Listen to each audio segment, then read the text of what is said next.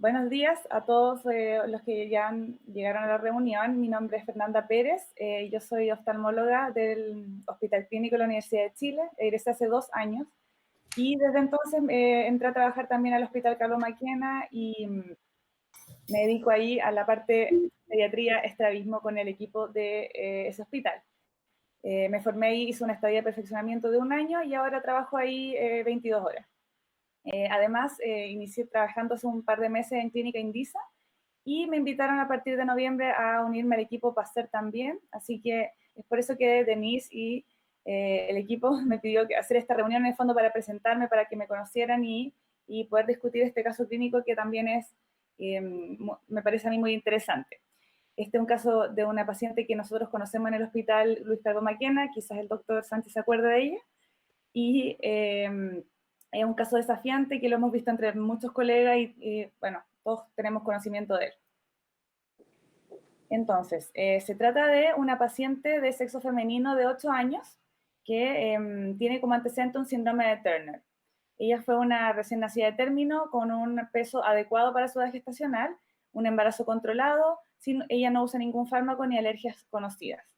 Como antecedentes quirúrgicos, se operó de pterygium coli, que es el cuello alado que tienen los Turner, en 2016, y como antecedente familiar, un astigmatismo en su madre y hermana. Entonces, esta niña se encuentra en controles con nosotros en nuestro servicio de oftalmología desde el 2016 por cuadro de blefaritis y ojo rojo, cuadros que se repetían, ¿ya? Su sintomatología era recurrente, presentaba a veces fotofobia, ojo rojo, pífora y dolor ocular. También en algunas ocasiones se describía blefaroespasmo en ambos ojos. Y tenía estos episodios que presentaban también remisiones y exacerbaciones. Aquí algunas fotos de cómo fue evolucionando esto en la ficha de papel cuando se podía dibujar, en el que se menciona desde 2016 a 2018 una evolución de distintos grados de opacificación corneal, por ejemplo, neovascularización a nivel inferior, leucoma se describe en el ojo derecho, en el ojo izquierdo también, un leucoma central, y bueno, en resumen, en el fondo, se observan leucomas, neovascularización corneal, y como datos aparte se mencionan algunos casos blefaritis, en algunos casos blefaroespasmo, en otros no. La tinción de fluoresceína también en algunos casos se describía y en algunas veces decía que no tenía. Entonces, la primera vez que documentamos este caso fue en noviembre del 2019, a fines del año pasado, en el que se observaba que la paciente presentaba un alto astigmatismo en el ojo derecho con una visión de 20-100, mejor corregida, y en el ojo izquierdo su ojo bueno tenía un astigmatismo miópico y una refracción, o sea, una visión de 20-30. La presión era normal, al examen externo también destacaba un epicanto. En cuanto al examen de estrabismo está en ortoforia, la sensibilidad corneal fue evaluada y era normal, y el fondo de ojo también era normal. Entonces aquí tenemos la primera foto de noviembre del 2019, en el que se observa un leucoma central denso, que ocluye el ojo visual y a través de algún menisco puede la paciente mantener esta visión que era de 20-100. El leucoma se aprecia inactivo, no vemos ningún vaso nutricio y ningún signo de actividad, este leucoma no tenía. También se logra apreciar las pestañas que se ven pobladas, pero dentro de todo se ven sanas. También, por otro lado, este sería el ojo izquierdo en noviembre del 2019, donde se observa un leucoma también paracentral, denso igual, pero que no ocluye el eje pupilar ni el eje visual, y este está asociado a un vaso nutricio que proviene desde el limbo temporal. También se observa que las pestañas no presentan mayor alteración. Además, a nivel inferior se puede observar algo de vascularización inferior hacia inferonasal. Aquí tenemos otra foto del mismo ojo izquierdo, en el que se observa un componente de leucoma profundo, ¿cierto? Una opacidad corneal más profunda, y este vaso nutricio a nivel temporal y el panos inferonasal. Entonces, esto también fue discutido, además de nosotros los pediatras, con el equipo de córnea del Hospital de El Salvador, también la vieron allá, y se diagnosticó, bueno, una queratitis recurrente asociada a neovascularización corneal y déficit focal de células limbares en el ojo izquierdo. Y en el ojo derecho un leucoma ya inactivo. Se realizó un estudio de descarte de patología infecciosa que resultó todo negativo. Y el tratamiento durante todo este periodo, digamos que la vamos conociendo, ha sido intermitente entre tobramicina, dexametasona, y después, cuando ya apagamos un poco el cuadro, pasábamos al loteprednol, olopatadina y ácido de párpados también, incluso lo hacíamos con spray. En cuanto al ojo derecho, se sugirieron también iniciar tratamiento con midriasil para poder en el fondo bypassar este leucoma central y parche en el ojo izquierdo para poder potenciar y rehabilitar la visión del ojo derecho. También durante algún periodo agregamos vitamina C oral. Entonces, este es como más o menos un resumen del tratamiento que llevamos desde el año pasado hasta ahora, que fue cuando yo la conocí. Y en septiembre de este año la paciente presenta, o sea, viene nuevamente a control, nuevamente sintomática. El ojo derecho estaba blanco, en el fondo no presentaba ningún síntoma ni cambios, pero el ojo izquierdo, esto fue el mes pasado, presenta, aquí está la sintomatología, más hiperemia conjuntival, fotofobia y epífora en este ojo, y se observa que el vaso temporal está un poquito más, se extendió un poquito más allá en la córnea, y se observa también exudación lipídica a nivel paracentral. El leucoma está un poco más denso en ese sector y ya está afectando el eje pupilar. De todas maneras, la paciente presenta aún visión 20/30 en este ojo este día. Bueno, se discutió el caso en el equipo y decidimos hacerle un tratamiento un poco más invasivo, ya que la paciente no estaba respondiendo al tratamiento médico. Y dado que la paciente tiene 8 años, decidimos hacerle, bajo anestesia general, un procedimiento quirúrgico en el que hicimos una cauterización. Aquí tenemos imágenes del pabellón, cauterización con aguja del vaso sanguíneo temporal. Se utilizó una electrodiatermia con monopolar hasta que el vaso blanqueó. Se supone que la aguja tiene que pasar justo por debajo del vaso para poder cauterizarla adecuadamente. Se hizo en un solo intento y una sola vez al vaso, hasta que esto se logró. Bueno, ahí tenemos fotos de cómo se ve al microscopio en pabellón, en la imagen derecha. Además, asociado a esto, se hizo una inyección subconjuntival de Avastin, también en este mismo sector. Y la vimos ayer, que fue su control postoperatorio de una semana, porque la semana pasada fue el procedimiento. Ayer la vimos de nuevo, la paciente estaba con muy poca sintomatología, el ojo estaba más blanco, y la imagen no es muy buena porque la tomamos con los celulares, pero se observa en la biomicroscopía una disminución del lumen del vaso, incluso hay una regresión del vaso temporal, y el componente lipídico que veíamos a nivel central del ojo izquierdo ya se estaba reabsorbiendo. La visión 20/25 ayer. Esto obviamente con lentes. Y bueno, aquí tenemos otra imagen nuevamente de cómo se ve la situación del ojo izquierdo, que está mucho mejor, la mamá está muy contenta, y vamos a ver en el fondo cómo sigue el tratamiento de ahora en adelante. Está aún con mixto por el procedimiento, con colirio mixto, y tenemos que ir viendo en el transcurso del tiempo qué otro tratamiento le vamos a dejar más a largo plazo para que esto no se vuelva a repetir. Y esa era la presentación del caso clínico que les quería mostrar. Obviamente al final podemos hacer comentarios. Quería hacer una pequeña revisión del tema que involucra a este paciente, que son dos cosas. Sería primero el síndrome de Turner en sí, y también cómo la neovascularización puede producirse en estos pacientes y qué causas existen. Entonces, para recordar, el síndrome de Turner es la única monosomía vista en humanos vivos y es el desorden cromosómico más común. Es un 3% de los fetos femeninos que nacen vivos. La incidencia es 1 en 2.500. Se presenta fenotípicamente con infantilismo sexual, cubitus valgus, que es esta abducción del antebrazo. Cuando está extendido, en el fondo abduce hacia afuera del cuerpo, ese es el cubitus valgus, y cuello ancho o cuello alado. El cariotipo es XO, es decir, estas pacientes presentan un fenotipo femenino, sin embargo tienen un solo cromosoma X y el otro no existe, en un 50%. y en un 30-40% puede ser mosaico, o sea, en algunos cromosomas los tiene y en otros no.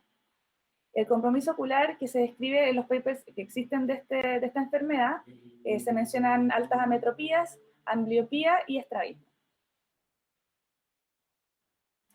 En cuanto a los posibles mecanismos de por qué presentan todas estas alteraciones los pacientes con síndrome de Turner, que aquí tenemos un resumen de toda de su cuadro clínico, como talla baja, infertilidad, diabetes mellitus, autoinmunidad, malformaciones congénitas, etc. Es que el cromosoma X que falta podría explicar que existan, bueno, alteración en la manifestación o en la función de los genes que debieran estar en ese cromosoma, y también a nivel de las proteínas que se deberían producir. Es decir, se produce una haploinsuficiencia de estos genes y de estas proteínas, porque no hay suficiente para poder suplir todas las necesidades del cuerpo. Por tanto, presentan todas estas manifestaciones.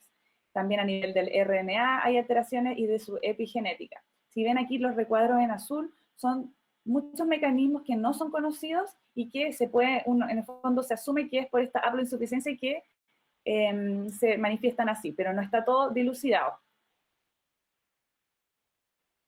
En cuanto a la neovascularización corneal, sabemos que los neovasos, o sea, que los neovasos que cruzan la córnea se producen mediante un proceso activo de producción local de factores proangiogénicos y prolinfoangiogénicos, que se secretan tras agresiones tisulares como trauma, quemaduras o hipoxia.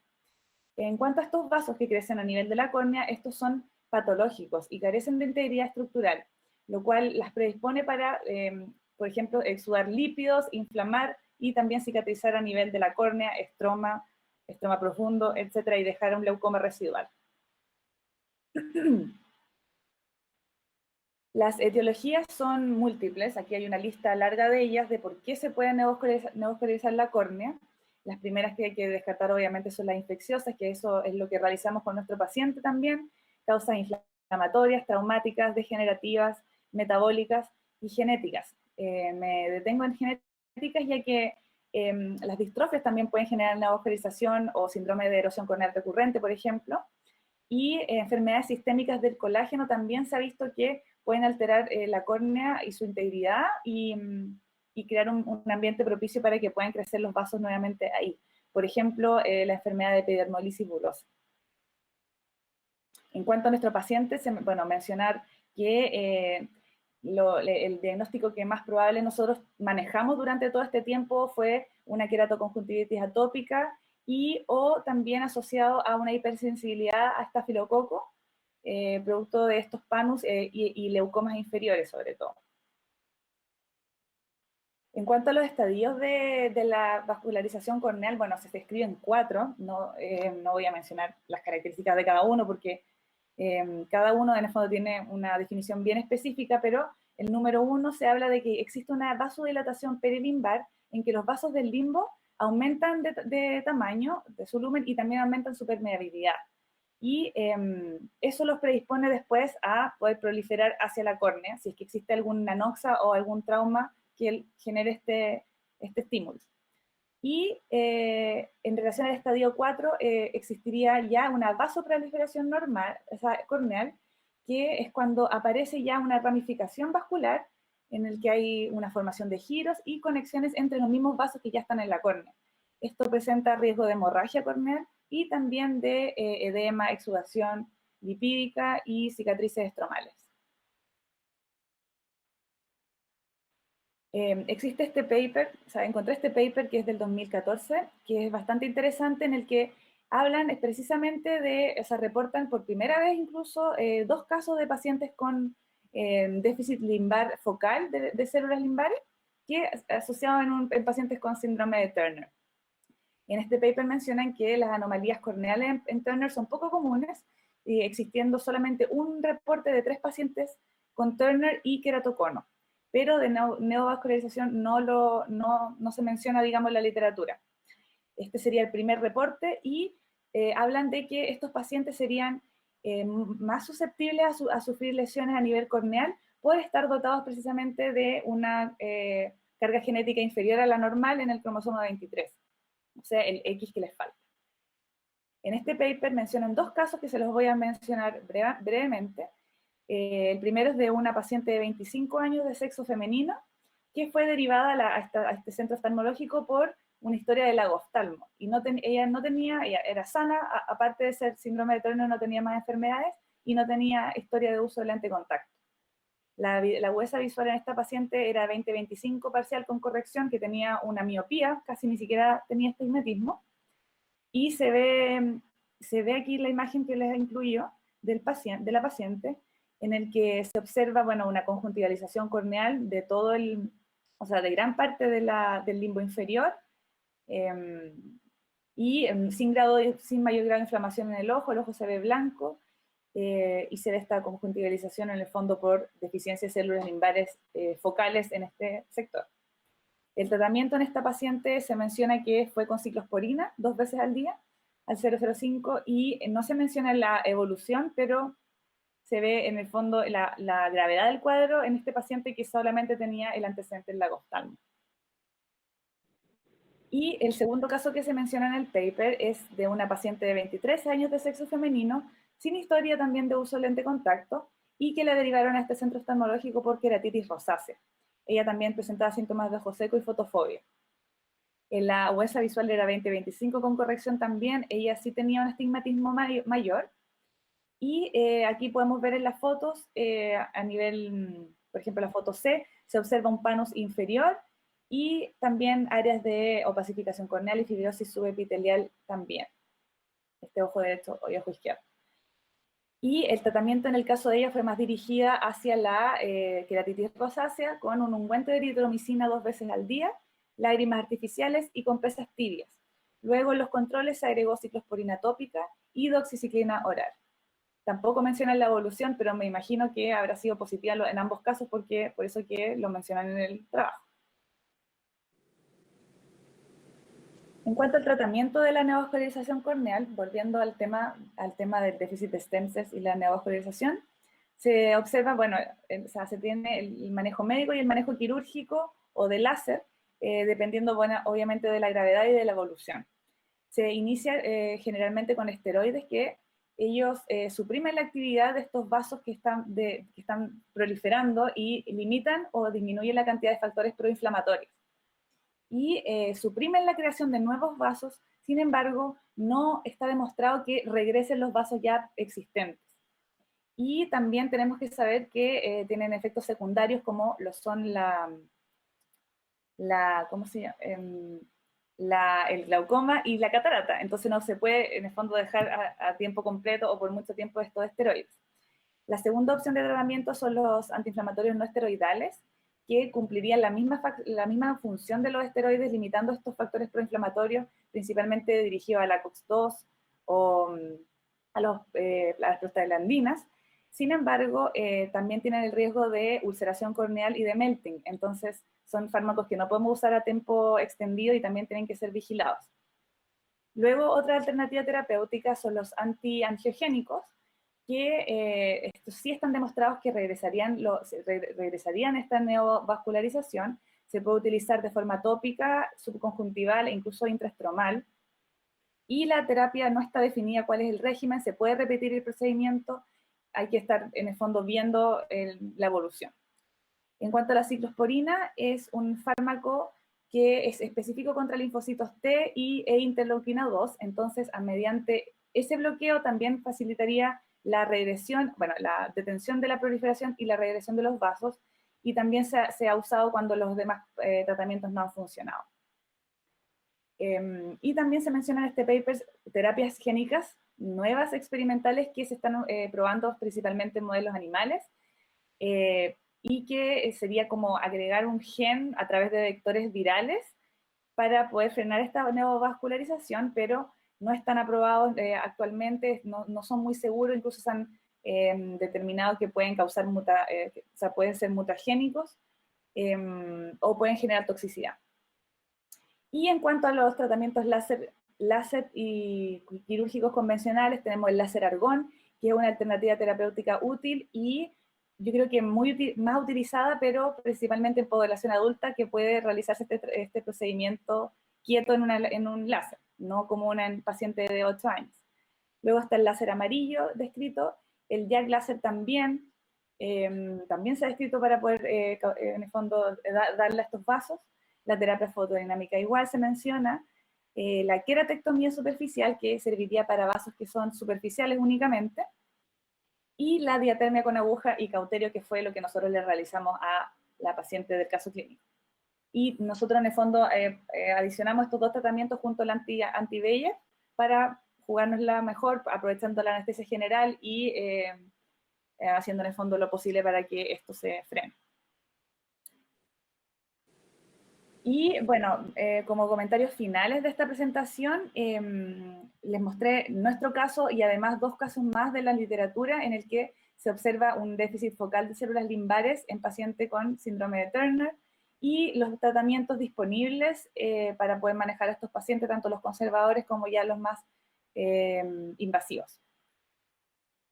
Entonces, en cuanto a la enfermedad, ¿qué es lo que podemos aprender de esto? Es que los defectos, o sea, como por la propia haploinsuficiencia de los pacientes que tienen este síndrome y que estos genes que están deficitarios no los conocemos, pueden constituir defectos intrínsecos de cada paciente Turner y que van a afectar negativamente el microambiente de las células limbares y por ello su función de mantener la córnea sin vasos y sin conjuntiva.